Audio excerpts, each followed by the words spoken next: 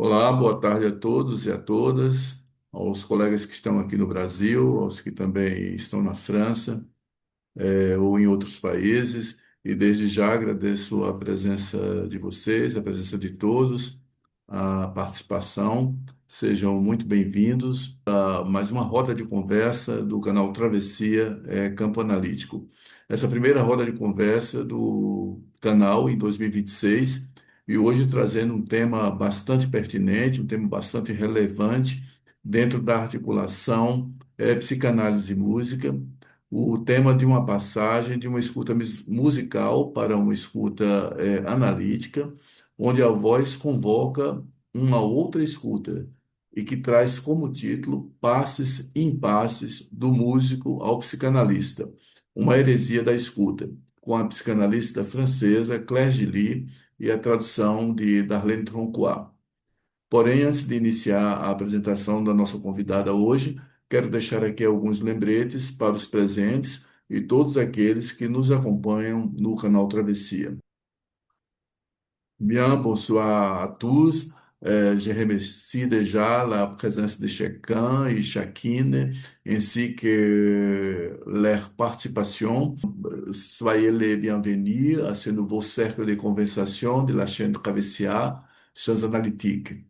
Alors, c'est le premier cercle de conversation de la chaîne en 2026 avec un thème particulièrement pertinent dans l'articulation entre psychanalyse et musique, celui d'un parcours analytique, d'un passage d'une écoute musicale à une écoute analytique, là où la voix convoque une autre écoute.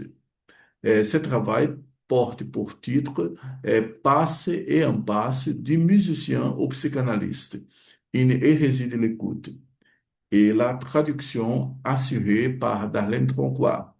Cependant, avant de commencer la présentation, je vais laisser quelques rappels sur la chaîne Travessia. Merci.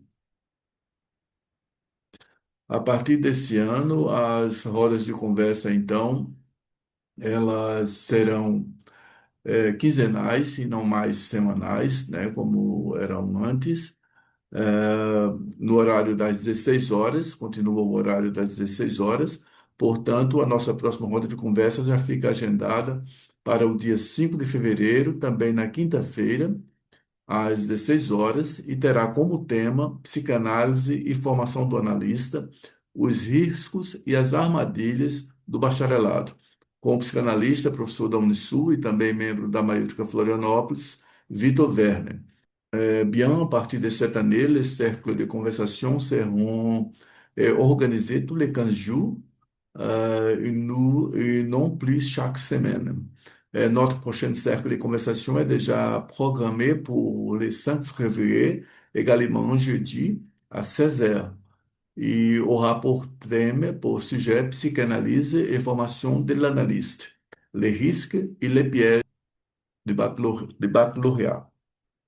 Avec les psychanalystes professeurs à l'Université Unisul et membre de la Maiotica Florianopolis, Vitor Verne.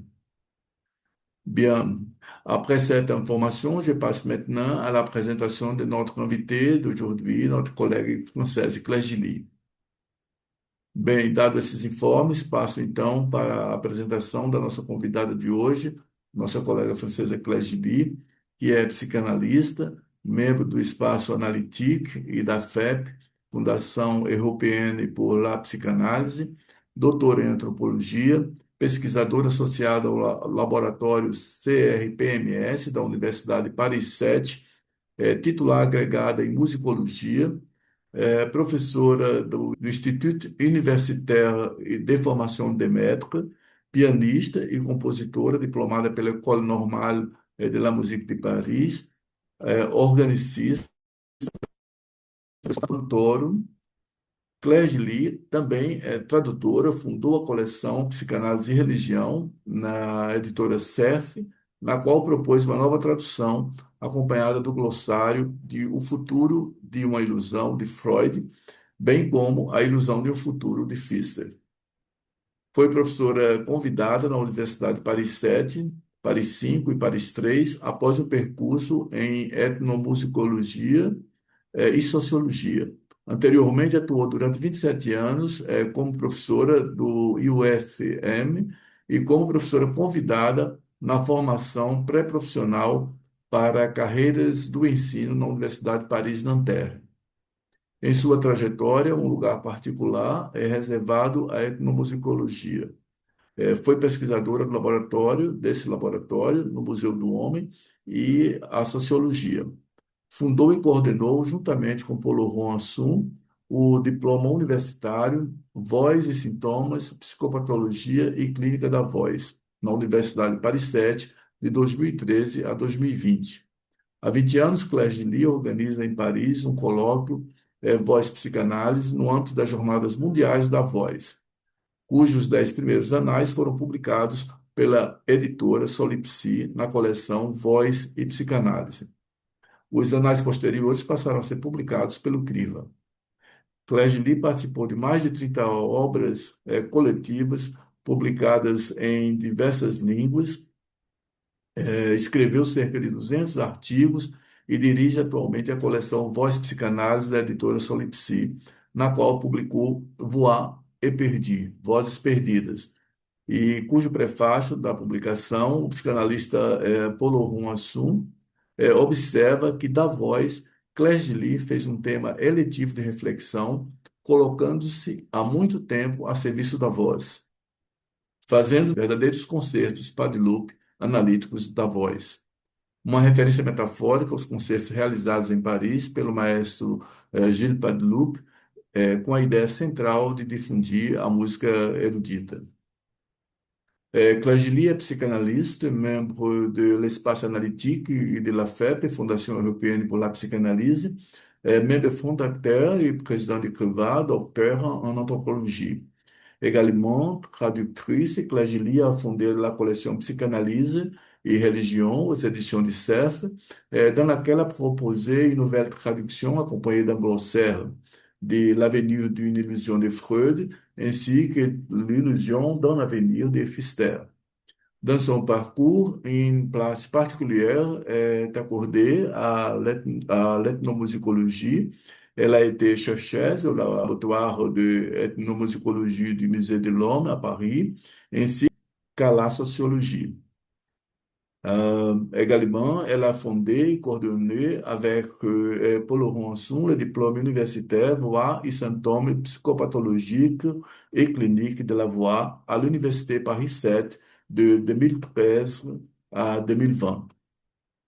Depuis 20 ans, Claire Gilly a organisé à Paris un colloque de voix psychanalytique dans le cadre de Journée mondiale de la voix, dont les premiers actes ont été publiés aux éditions Solipsi dans la collection Voix et Psychanalyse. Les actes suivants sont désormais publiés par l'écrivain. Elle a participé à plus de 30 ouvrages collectifs et publiés en plusieurs langues et écrit près de 200 articles et dirige la collection Voix Psychanalyse aux éditions Solipsi, où elle a publié Voix et Perdu. Dans la préface de cet ouvrage, le psychanalyste Paul Ron souligne que de la voix, Claire Gilly a fait un thème électif de réflexion, se mettant de longue date au service de la voix, faisant de ses interventions et de ses journées internationales voix-analyse de véritables concerts Padalup analytiques de la voix. Une référence métaphorique au concert organisé à Paris par le chef d'orchestre Gilles Padalup, dont l'idée centrale était la diffusion de la musique erudite auprès d'un large public. Bom, dados os informes, eu trago a questão: qual a travessia que conduz o deslocamento da escuta do músico para a escuta do analista? Onde estão localizados nessa travessia o passe, esse ponto de passagem e os impasses? Passe e impasses do músico ao psicanalista, a heresia da escuta, é sobre esse importante tema que vai nos falar hoje Claire Gilly. Bien, voilà la question. Quelle est la traversée qui conduit les déplacements de l'écoute du musicien vers celle de l'analyste? Où se situe dans cette traversée la passe, comme un point de passage? Et les impasses, ou d'autres manières dit, que reste-t-il des impasses sur la passe, passe et impasse des musiciens aux psychanalystes? Le réside de l'écoute. C'est autour de cet thème essentiel que Claire Julie va nous parler aujourd'hui. Claire, c'est un grand merci pour votre présence parmi nous. Soyez là très, très, très bienvenue à la cercle de conversation de la chaîne Travessia. Et les paroles est à vous. Voilà. Uma palavra sua, Claire. Merci beaucoup, Antonio. Tu es un passeur privilégié de la parole du Criva au Brésil, qui a toujours fait un très Obrigada. grand accueil d'écoute. Obrigado, Antônio. Você é um grande passador dos trabalhos do CRIVA no Brasil. E, Et qui a toujours fait un très grand accueil à toutes nos recherches au croisement entre musique et psychanalyse.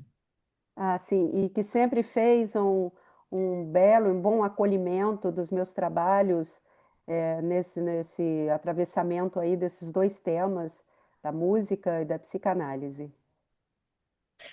Donc, je vais présenter mon texte qui répond en partie aux questions que vient de me poser Antonio. Então, eu vou passar o meu texto que responde, em parte, às questões que me foram colocadas por Antônio. Et à l'issue de cette présentation, nous aurons le temps pour approfondir des questions que je n'aurais fait qu'effleurer. Então, para além do que eu vou dizer, a gente terá tempo para desenvolver as questões que eu vou aqui desenvolver. Voilà, donc la traduction en portugais va être mise à l'écran. J'ai envoyé à Magali le texte. Donc vous allez pouvoir suivre en portugais pendant que je lis. On va attendre peut-être pour agrandir, si c'est possible.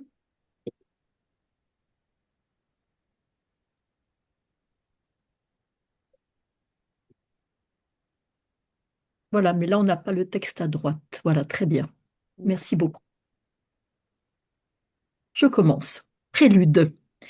Pour certains anartistes, musiciens, échapper au sens, jouir du son, c'est se soulager de l'emprise de la parole, retrouver ce temps du vocal qui n'avait pas encore amorcé sa mutation vers le verbal. Ce passage du vocal au verbal, du son hors sens au verbe signifiant, prélude au temps de la langue, dont la traversée balbutiante nous constitue comme par lettres, sujet parlant. L'oreille, qui puisse déplier les brisures et rater de la voix dolente, prise dans les impasses de la chaîne supposée signifiante et l'étau du corps parlant. Entre rature et parure de la parole, la voix vacille ou s'exhibe dans la rencontre avec le désir de l'autre, au risque des noces barbares entre réel et culture. Écorchée vive, dans ce corps à corps avec l'autre qui se dérobe, la voix s'incarne, se décharne, se désincarne, et travaille au burin l'oreille où pulse une scansion de gouffre. L'analyste, qui se met à son écoute, tend l'oreille vers cette parole qui oscille entre hésiter et exister dans le labyrinthe de la langue. Cette oreille de l'analyste, Alain Didier Veil l'évoquait encore ainsi quelques mois avant de mourir. J'entends de toi ce dont ta surdité t'a privé. La traversée qui mène l'écoute du musicien à celle de l'analyste est mouvement de torsion et de passe de l'objet perdu au sujet de la perte, de la pulsion révoquée à la pulsion invocante. Paroles et voix s'inclinent devant le surgissement de l'aposiopèse, se suspend de l'autre, suspendu aux lèvres de l'analysant, déroulant sa sépartition sous transfert pour laisser place à l'acte analytique. Au-delà de la parole, le dire accueilli par l'entendement de celui qui a fait l'hérésis d'une écoute autre est appelé à l'existence, une existence régie par l'éclair. cette traversée, cette passe, avec ses effets parfois d'impasse, est ce qui sera l'objet de notre rencontre aujourd'hui, et elle s'appuie sur ma propre expérience artistique et analytique. Et elle s'adresse à vous toutes et tous, plongés dans le contexte brésilien qui engage une tradition analytique singulière, notamment lacanienne, imprégnée d'une culture de l'oralité et de la vocalité. Mon parcours, musicienne, psychanalyste, n'est pas anecdotique, mais constitue l'objet même de l'investigation. Comment l'écoute musicale travaille-t-elle l'écoute analytique? La question n'est pas celle d'une application, mais d'une hérésie constitutive. Mon histoire n'est-elle pas celle du mouvement analytique, marqué par la conceptualisation de la pulsion invocante, où la parole en exil dans la voix cherche asile dans l'écoute de l'autre. Alors la passe, le passage hérétique. La passe, telle que je la nomme en un seul mot, nomme le passage étroit où se filtre la traversée d'un discours à l'autre. Cette dénomination peut sembler ludique si on sait que la passe est la première personne de l'imparfait du subjonctif du verbe laper, construit sur l'onomatopée. Que je la passe implique quelques coups de langue vigoureux pour venir à bout de l'écuelle. Il s'agit bien de cela, d'un travail opiniâtre pour franchir le passage du musicien à la psychanalyse, passage qui engage non pas simple addition de compétences, mais véritable mutation de l'écoute. Ce passage s'est accompagné pour moi d'une double aphanisis. Aphanisis, c'est une notion freudienne qui désigne l'effacement, la disparition du sujet. Aphanisis de l'objet d'abord, le piano vendu pour payer la psychanalyse, puis revenu en face dans mon cabinet, silencieux, en position de témoin. Aphanisis, disparition du sujet ensuite. La forclusion de la voix, ma phobie vocale, qui m'avait conduite à sublimer dans la musique instrumentale ce qui ne pouvait se dire. Ça passe ou ça casse, dit-on en français, ou plutôt ça passe parce que ça casse. Quelque chose doit se briser de la certitude musicale pour qu'advienne l'écoute analytique. Cette brisure n'est pas perte sèche, mais condition de possibilité d'une autre forme d'attention à ce qui se joue dans la parole et dans la voix du sujet. Mes trois analyses, je les ai pensées, ou peut-être plutôt vécues, sur le modèle de la forme sonate en trois mouvements. Les deux premiers se terminent par une double barre de mesure, mais après un silence, s'enchaîne au troisième inscrit dans la même tonalité. Seule la double barre du troisième mouvement signe la fin de la partition. C'est alors seulement qu'une nouvelle musique peut s'écrire. Non pas retour à la musique d'avant, mais invention d'une écoute inédite qui porte la marque de la traversée analytique. Paul-Laurent Assoun l'a formulé ainsi, me présentant. Ce qui peut paraître un grand écart se démontre comme une nécessité. Le grand écart entre musique et psychanalyse n'est donc pas accident biographique, mais révélateur d'une nécessité de structure. Pour que l'écoute analytique advienne, il faut qu'elle se constitue comme arrachement à une autre forme d'écoute.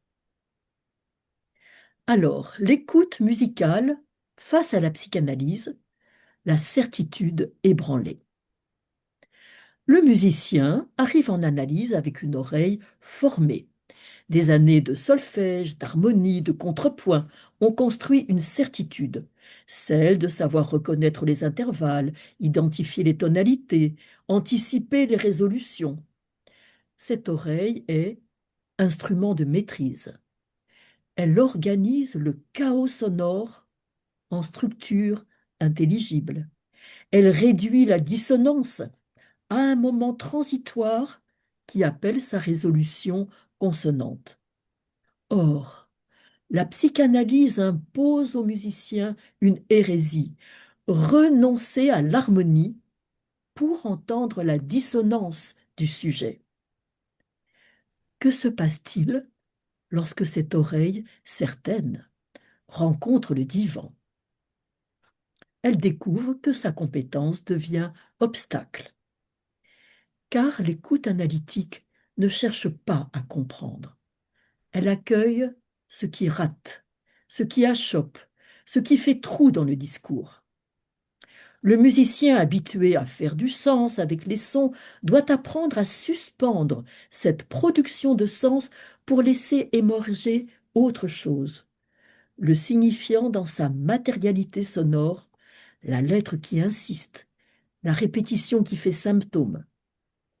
Cette rencontre est traumatique. Le musicien résiste. Il veut comprendre, interpréter, donner ce sens.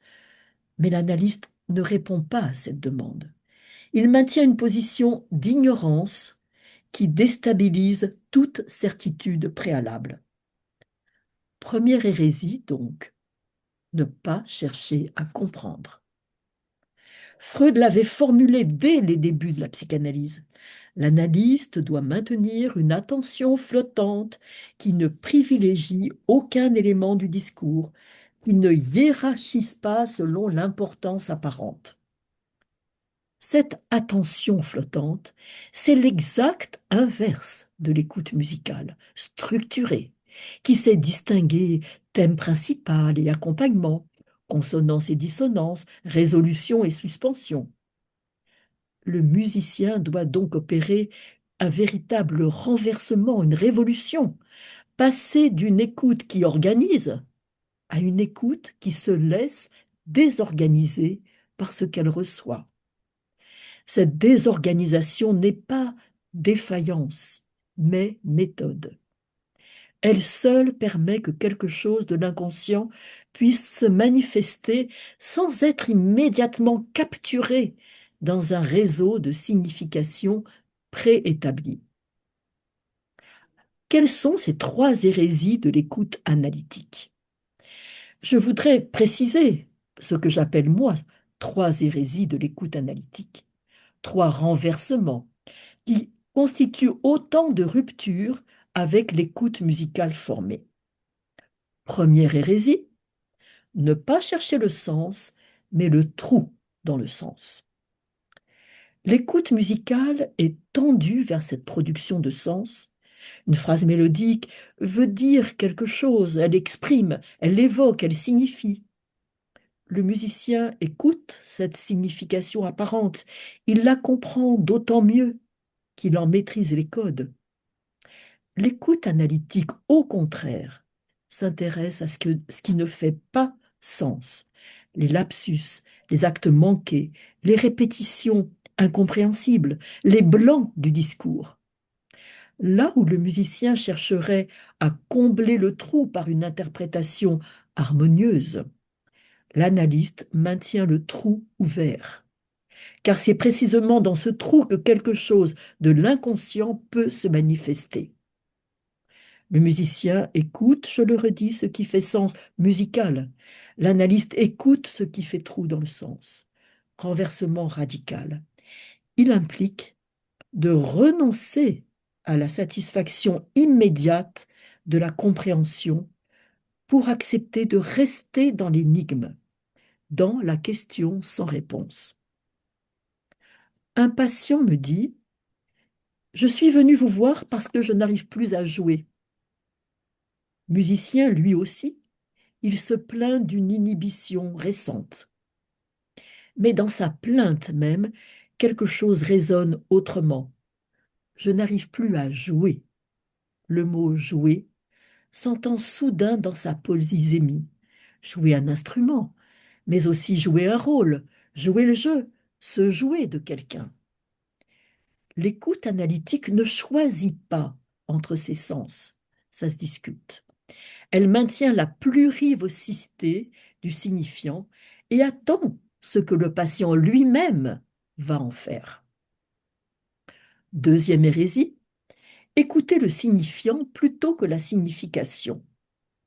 Cette deuxième hérésie prolonge la première, mais engage une dimension supplémentaire, la matérialité même de la parole. Lacan l'a formulée avec insistance. L'inconscient est structuré comme un langage, mais ce langage fonctionne selon les lois du signifiant, non du signifié. Le signifiant, c'est la matérialité sonore du mot, avant qu'il ne renvoie à un sens stable. C'est ce qui permet les jeux de mots, les calembours de l'inconscient, les équivoques, qui font surgir un sens inattendu. Pour le musicien devenu analyste, cette attention au signifiant réactive paradoxalement quelque chose de l'oreille musicale, mais autrement. Il ne s'agit plus d'écouter la mélodie du discours, mais sa scansion, ses ruptures, ses répétitions. Il s'agit d'entendre comment un même son revient différemment, comment une lettre insiste à travers des mots apparemment sans lien. Une patiente évoque ses difficultés avec sa mère, puis enchaîne sur ses problèmes de poids qui lui pèsent. L'écoute analytique entend la résonance mère, mère, poids, poids, poids, peser, penser. Ces équivoques ne sont pas des jeux gratuits. Elles indiquent quelque chose de la structure inconsciente qui organise le discours à l'insu du sujet qui parle.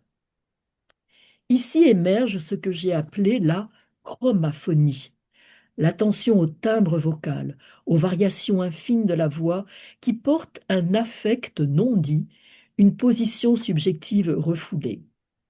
Le musicien sait que deux notes identiques jouées par deux instruments différents ne produisent pas le même effet. C'est ce qu'on appelle le timbre, la mélodie de timbre, la couleur du son. De même, un mot prononcé peut porter des harmoniques qui en transforment radicalement la portée. L'écoute analytique se rend sensible à cette chromaphonie du discours.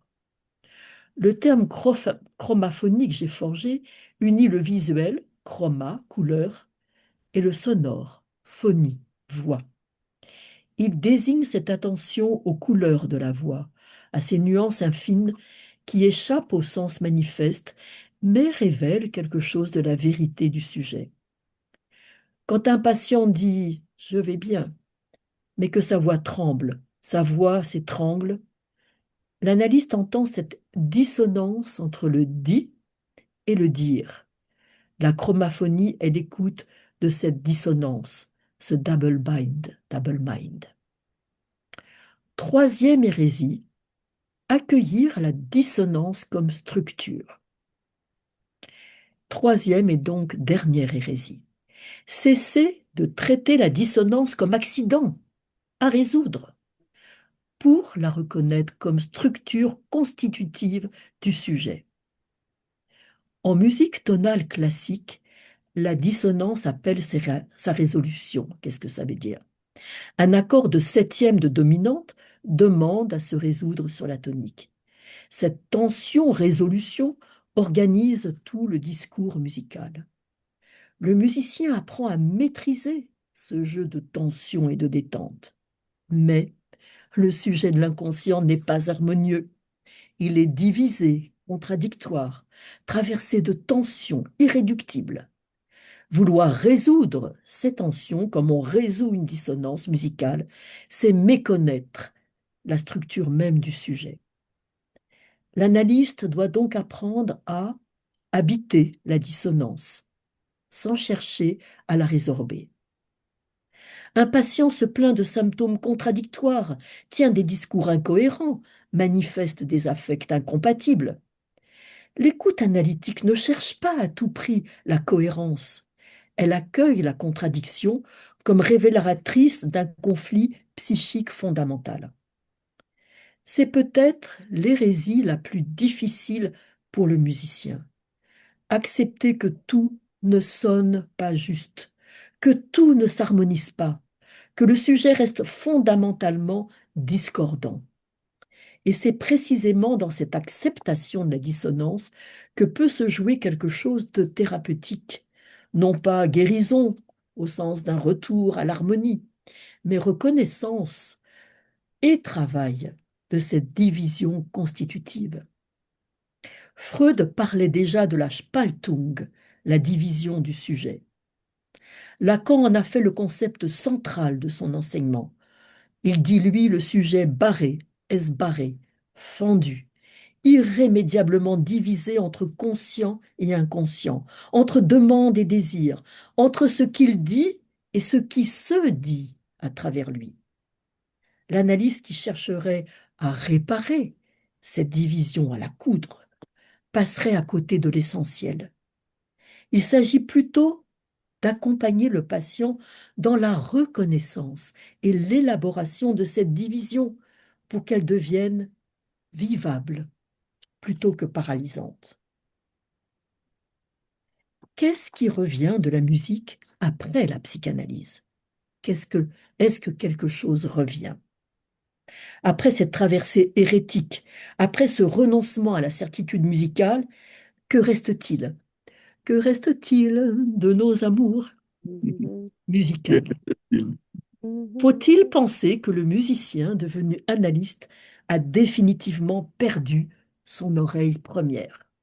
Non. Ce qui revient de la musique, après la psychanalyse, n'est pas un simple retour du même, mais une transformation, révolution.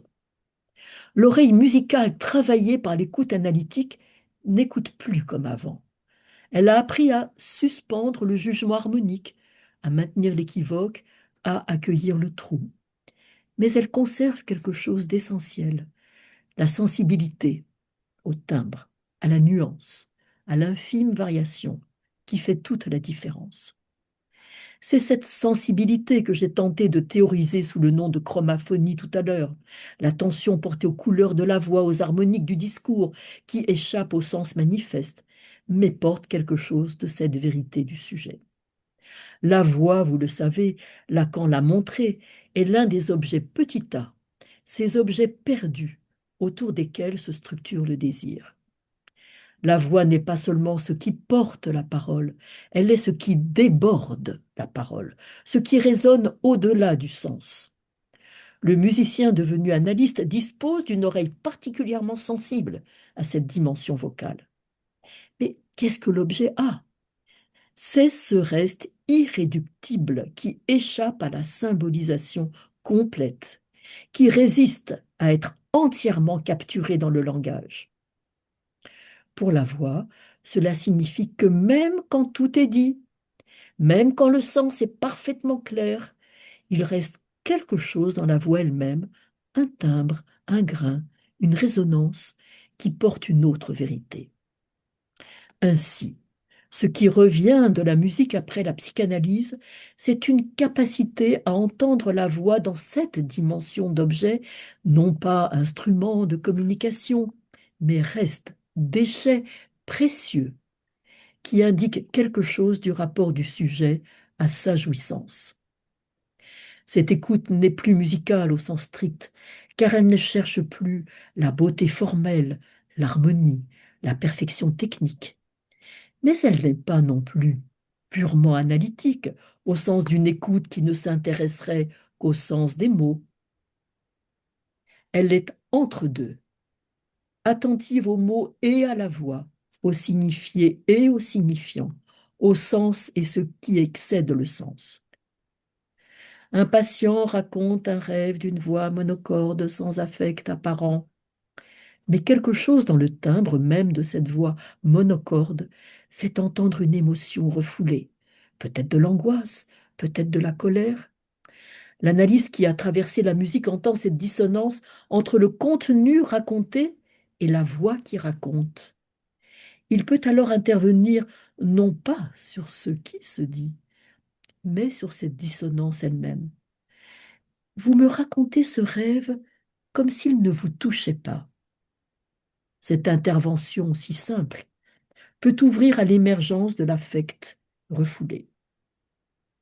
Ce qui revient de la musique, C'est donc cette capacité à entendre la voix comme révélatrice d'une vérité qui ne passe pas par d'autres sens. C'est une écoute qui fait confiance à l'oreille autant qu'à l'intellect, qui sait que parfois un timbre en dit plus long qu'un discours entier. Mais attention, il ne s'agit pas de régresser vers une écoute préanalytique qui se fierait aux impressions subjectives de l'analyste. L'écoute chromaphonique reste une écoute disciplinée, informée par la théorie analytique, capable de distinguer ce qui relève de la structure inconsciente de ce qui serait simple projection de l'analyste. Le musicien devenu analyste a donc effectué une double traversée, pour ne pas dire une double odyssée. Perdre la certitude musicale pour accéder à l'écoute analytique, l'accepter, retrouver quelque chose de la sensibilité musicale, mais transformée par la psychanalyse. Ce double mouvement dessine la forme même de la passe. On ne revient jamais au point de départ, mais ce qui semblait perdu revient autrement, chargé d'une autre signification.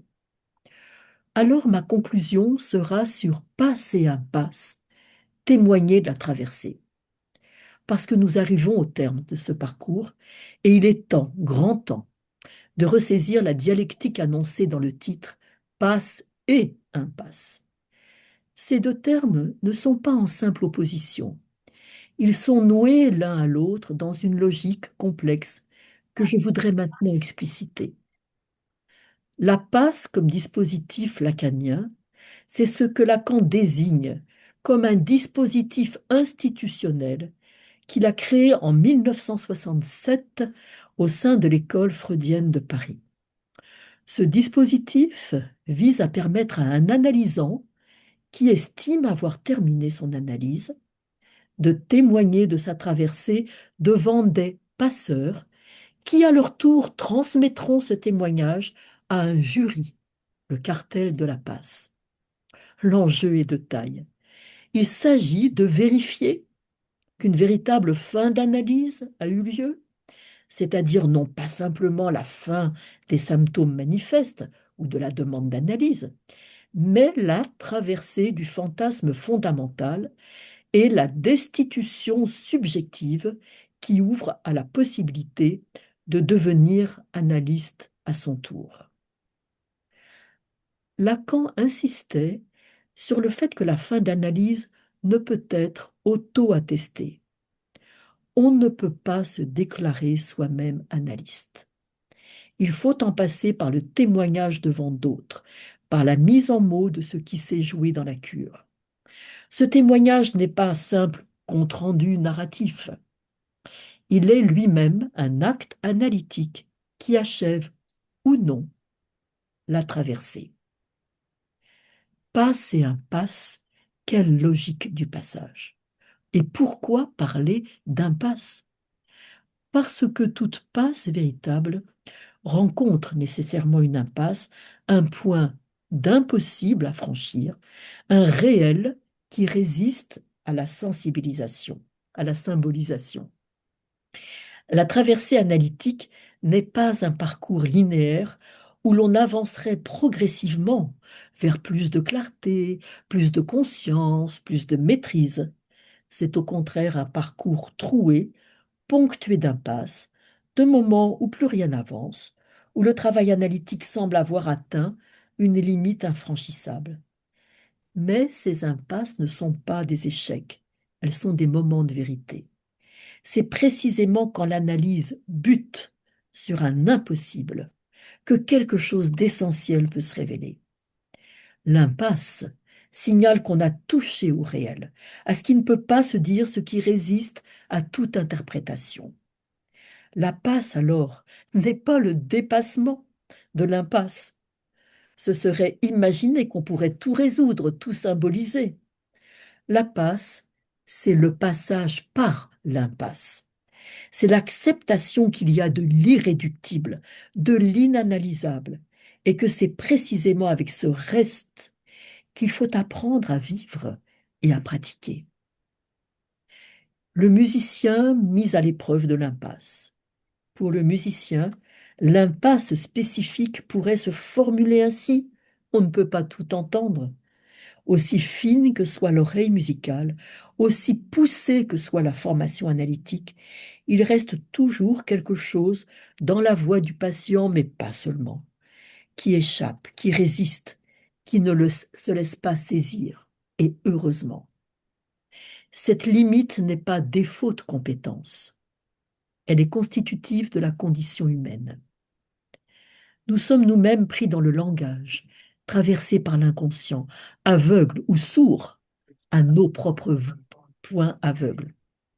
Comment alors prétendre tout entendre chez l'autre?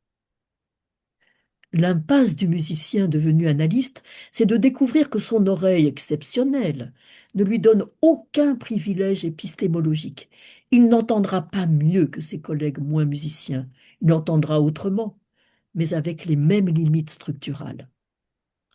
Cette découverte peut être douloureuse.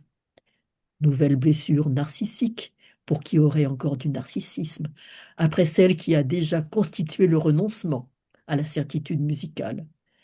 Mais c'est aussi une découverte libératrice. Si je n'ai pas à tout entendre, alors je peux maintenir ma position d'ignorance sans culpabilité. Je peux accepter de ne pas savoir, de ne pas comprendre. Et c'est précisément cette acceptation qui crée l'espace où le patient peut advenir, lui, comme sujet désirant. Témoigner entre impossible et nécessaire. Le témoignage de la passe se trouve lui aussi pris dans cette dialectique passe-impasse. Comment témoigner de ce qui, par essence, échappe à la parole? Comment dire la traversée du fantasme, la destitution subjective, la chute des identifications, sans les réduire à un récit cohérent qui en trahirait la nature même? Lacan parlait de l'horreur de savoir à propos de la fin de l'analyse. Ce savoir n'est pas une connaissance rassurante, réconfortante, qu'on pourrait transmettre sous forme de propositions claires. C'est un savoir sur le manque, sur la castration, sur l'impossible, un savoir qui dérange, qui inquiète, qui oblige à renoncer aux certitudes. Témoigner de ce savoir est à la fois impossible, on ne peut pas le dire complètement, et nécessaire. Il faut tenter de le dire malgré tout, despite. C'est dans cette tentation entre impossible et nécessaire que se joue le témoignage de la passe. Pour le musicien, cette tension résonne avec son expérience de la performance musicale jouée en public. C'est aussi tenter de transmettre quelque chose d'intime, de personnel, qui résiste à la transmission. Le musicien sait qu'il ne pourra jamais faire entendre exactement ce qu'il a entendu intérieurement, mais il joue quand même.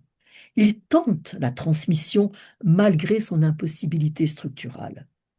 De même, témoigner de la traversée analytique, c'est accepter de parler depuis un lieu où l'on sait qu'on ne dira jamais tout, qu'il restera toujours un reste, un indicible, un inaudible. Mais c'est dans cette tentative même, dans cet effort pour dire l'indicible, que quelque chose de vrai peut se transmettre, non pas sous forme de contenu, ce qui s'est passé dans l'analyse, mais sous forme d'acte, la position dans laquelle on parle. Alors, sommes-nous des héros de la survie subjective? Et je reviens pour finir à cette formule de José Attal. Le psychanalyste est comme l'artiste, un héros de la survie subjective. Cette formule est remarquable, car elle dit à la fois la grandeur et la fragilité de la position analytique. Héros, oui, il y a quelque chose d'héroïque dans le fait de maintenir la position analytique malgré les assauts de la suggestion, du transfert érotique, de la demande de savoir, de l'attente de guérison. Mais héros de la survie, pas de triomphe, pas de maîtrise totale, juste la capacité à tenir bon à survivre aux tempêtes transférentielles et aux moments d'effondrement. Survie subjective? Il s'agit bien de maintenir vivant le statut de sujet désirant, manquant, divisé, contre toutes les forces qui pousseraient vers l'objectivation, l'instrumentalisation, la réification. L'analyste survit comme sujet en ne cédant pas sur son désir, formule lacanienne qui signifie en ne se laissant pas réduire à un rôle, à une fonction, à un service qu'on rendrait pour les biens. Pour l'artiste, le musicien en l'occurrence, c'est la même chose. Survivre subjectivement, c'est continuer à créer malgré tout, malgré les échecs, malgré l'indifférence du public des petits autres, malgré la trahison inévitable entre l'intention créatrice et l'œuvre réalisée. C'est maintenir vivant le désir de faire œuvre, même et surtout quand cette œuvre rate sa cible. En français, on dit ça fait flop. Le musicien devenu analyste conjugue donc deux formes d'héroïsme de la survie subjective, celle de l'artiste, celle de l'analyste. Il a traversé la perte de la certitude, il a accepté l'impasse de l'écoute, il a renoncé à la maîtrise harmonique. Et de toutes ces pertes, de toutes ces impasses, il a fait les conditions mêmes de sa pratique analytique. Cette hérésie n'est pas rébellion gratuite. Elle est fidélité à l'éthique analytique telle que Freud et Lacan l'ont définie. Ne pas répondre à la demande, ne pas céder sur son désir, ne pas reculer devant l'impossible.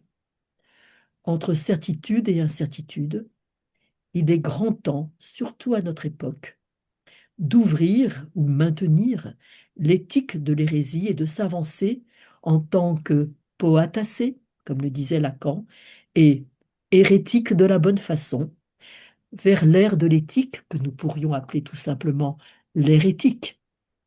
Merci à vous de votre écoute.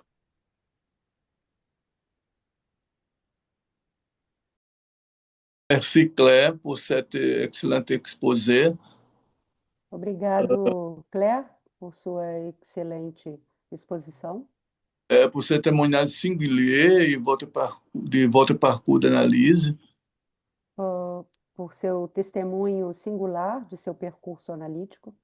Ce passage d'une écoute à une autre nous convoque à penser nombreuses É uma questions, passagem, essa passagem de uma escuta a outra nos convoca a refletir, a pensar, à penser de nombreuses questions concernant à la formation analytique, à la clinique, isso nos les coloca a désirs refletir sobre questões, euh, nos de coloca a nombreuses, refletir sobre diversas questões da oui, clínica, concernant la formation d'analyste, concernente à formação do analista, la clinique, a clínica, les désirs de l'analyste. o desejo do analista, Il nous invite également à réfléchir à notre propre parcours e nos convoca a refletir igualmente o nosso próprio percurso et à la manière de faire avec ces points d'irréel qui restent e a maneira de fazer com esse ponto de real que resta et qui résistent à la symbolisation e que resiste à simbolização au terme de l'analyse. no final de uma análise. Bom, agora eu vou, assim, vou abrir para as pessoas que quiserem, Bah, para as oui, pessoas que quiserem fazer alguma pergunta, fazer algum c'est comentário. ouverte la parole pour ceux qui Então, veulent poser des questions, un commentaire.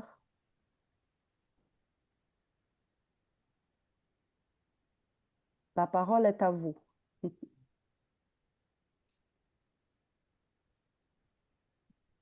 Sinon, não. je vais moi-même poser une question moi aussi. Ah, oui, Darlene, s'il vous plaît, por favor. Não, c'est une question tout bête, uma questão simples, boba, mais à un moment donné, Claire, vous avez parlé d'une révolution je te demande si le signifiant plus précis, ce ne serait pas une subversion. Se um parcours analítico se ne produz pas une subversão. A questão que eu coloco é se, ao invés de uma revolução, se um percurso analítico não produziria uma subversão. Parce que je pense que c'est tout à fait différent. Eu penso que é bem diferente. Merci Darlene pour cette question très pertinente. Je pense que tu vas traduire au fur et à mesure ce que je vais dire. Obrigado pela questão, ela é bem pertinente. Je n'avais pas écrit effectivement le mot révolution sur mon texte, il m'est venu en parlant. Eu não escrevi efetivamente essa palavra no meu texto, ele me veio falando, ao falar. J'ai trouvé brusquement que le mot transformation était faible. Eu achei bruscamente que a palavra transformação seria muito fraca. Il y a métamorphose, transfiguration, on peut même Há dire. uma metamorfose, uma transfiguração, podemos menos dizer. Et le mot révolution m'est apparu car dans la révolution, c'est un terme aussi de physique. E o termo revolução me veio porque esse termo é também um termo da física. C'est-à-dire, il s'agit dans un mouvement Trata-se de um movimento d'opérer une rotation. de operar uma rotação.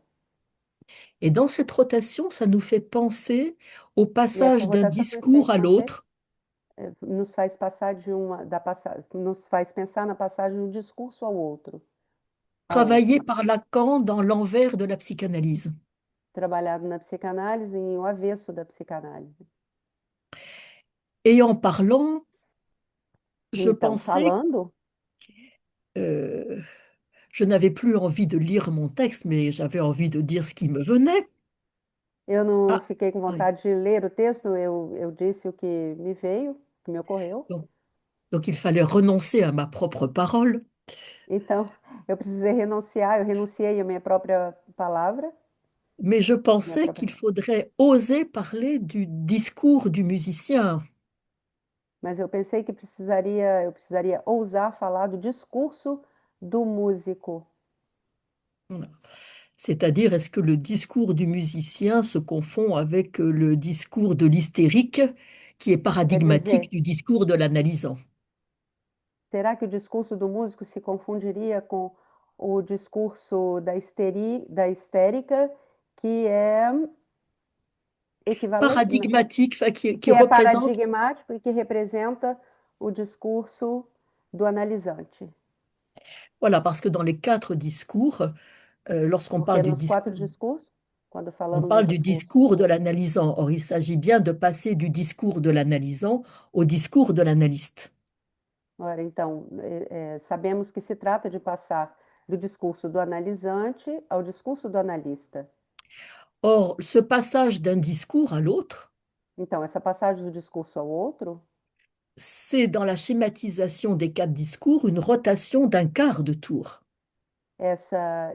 isso quer dizer, nos discursos, uma rotação de um quarto de volta nos discursos.